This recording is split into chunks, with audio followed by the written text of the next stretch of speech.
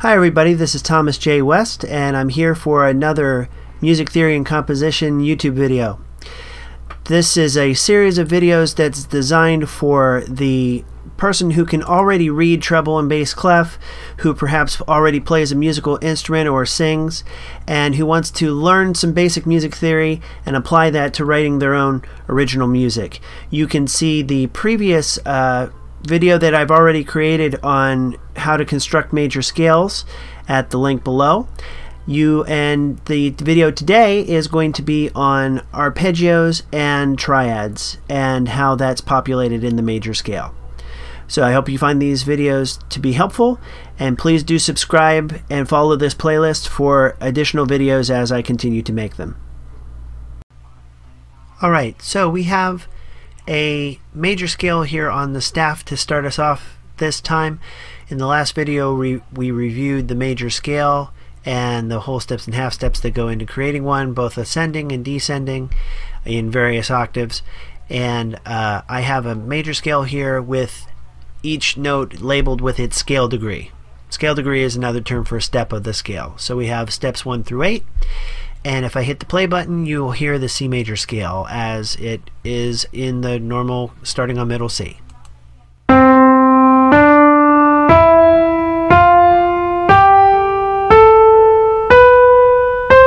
Okay, so with the major scale, it is the building block for everything, and obviously you would use notes from the scale to write a melody. The major scale is also where we derive chords from. Chords are when more than one pitch are sounded at the same time.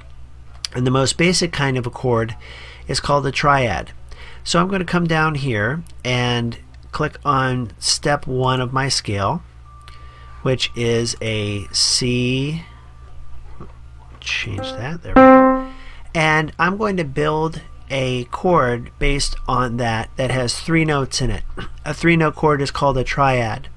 Okay, so triads have the first note on the bottom, which is called the root, and then we go up a third, which in this case is the E, and that is the next note in the chord, and then we go up another third, and that is the G, which is the 5th. So we have the C is the root, E is the 3rd, G is the 5th.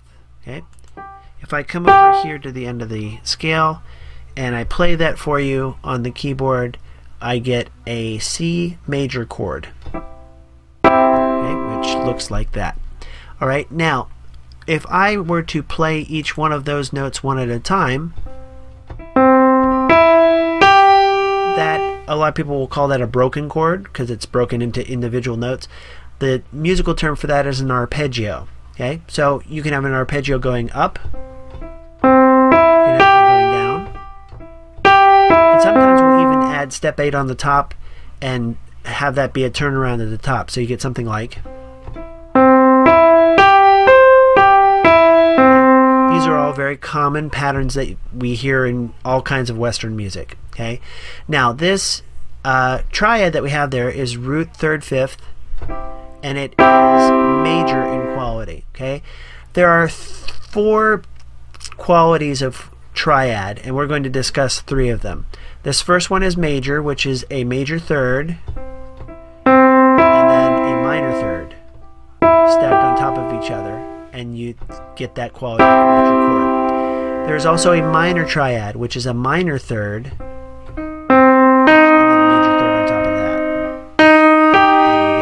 that kind of a sound. If I play that, if I put that on the staff here, this is C major again. Now I'm going to flat the 3rd. I'm going to lower the 3rd a half step, which turns the E into E flat, and I get this. Okay, that is a C minor chord. Right? Now I can also lower the 5th, which is the G, and make that a G flat. And then I get our 3rd quality of chord, which is called diminished. Here's a diminished chord. Okay, so we have major chord is a major 3rd between the root and the 3rd. A minor chord is a minor 3rd between the root and the 3rd. And then a diminished chord, both the 3rd and the 5th are lowered. Okay, so those are all three qualities of chord that we're going to find in the major scale. Now, if I go back over here to C of my C scale, and I play root third and fifth above it, that again creates this C major chord. Okay, you can build a triad on top of each note of the scale. So if I go here to my D, and I go root third fifth from the D, the third above D here is the F, and the fifth above the D is the A. So we have steps 2, 4, and 6. And when you play those together, you get a D minor arpeggio, or a D minor triad. Okay, arpeggio is if I played them one at a time. Now, if I wanted to make a D major triad, I would have to raise that F to F sharp, and it would sound like this. Now there, I've got an enharmonic I got to respell. There, it's going to look like that. Okay, so D, F sharp, A is D major. All right. As it naturally occurs in the C major scale, it's going to be D minor. Okay? Then we get to E. If I go root third fifth above an E, I have E. The third above is G. The fifth above is B. So if I play E, G, B together, I get E minor. Okay? If I wanted to make that E major, I would sharp the fifth scale degree. Or the third, I would sharp the third of this chord, which is the fifth scale degree. So it would be G sharp. Okay, now I got to enharmonic spell that too. There it is. Okay, E, G sharp, B is the E major scale. As it occurs in the C major scale, the triad built on E is actually E minor. So it's going to be that. Okay, F triad. I go from F up a third to A, up the fifth to C. So this is F, A, C, and this is going to be F major. Right? To create F minor, I would flat the A, and it would be F minor. Okay? As it occurs in the C major scale, the F chord is F major. Okay? G. Now, when we get to G, here's the root is step 5. The third is step 7. The fifth is going to be up here on this D above the high C. Okay, so this is, if you think of step 8 here as being a repeat of step 1, then this D up here is step 2, just like the D down here is step 2. Okay, so this 5 chord is 5, 7, 2, which when I play that in is G major. Okay, if I wanted to turn it into G minor, I would flat the B and get that. Okay, but in the C major scale, the G chord is a G major chord. Okay, A triad. A third is a C, and then the fifth is going to be up here on an E. So when I play those, I get A minor. Okay? If I were going to make it A major, I would have to sharp the third, so that would be a C sharp there. And I gotta that. There we go. A, C sharp, E is A major. As it occurs in the C major scale, the A chord is A minor. Okay. Then we get to B. The triad in a major scale built on step 7 is diminished. Okay. So we have B going up to D, going up to F. B, D, F is a B diminished chord. It sounds like this. Okay. Now, if I wanted to make that B minor, I would raise the fifth, so the F becomes F sharp. Okay, and I'm going to enharmonic that. There it is. So that's B minor. If I wanted to make it B major, I would have to raise the third, so the D becomes D sharp. And again, I got to enharmonics here. Different ways of spelling that. There it is. B, D sharp, F sharp is a B major chord. Okay.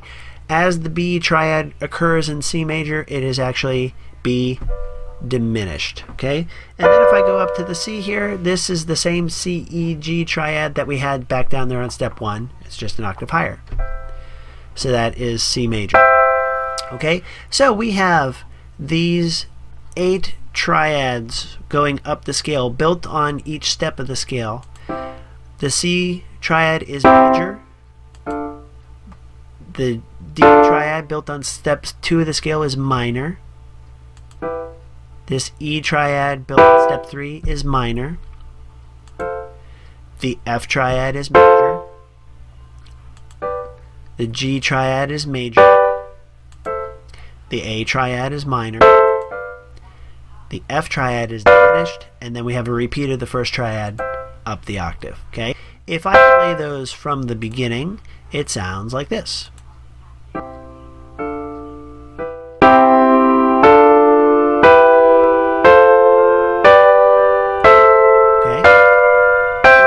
Basic triads that are built on each step of the major scale, and they are the building blocks of all harmony in Western music.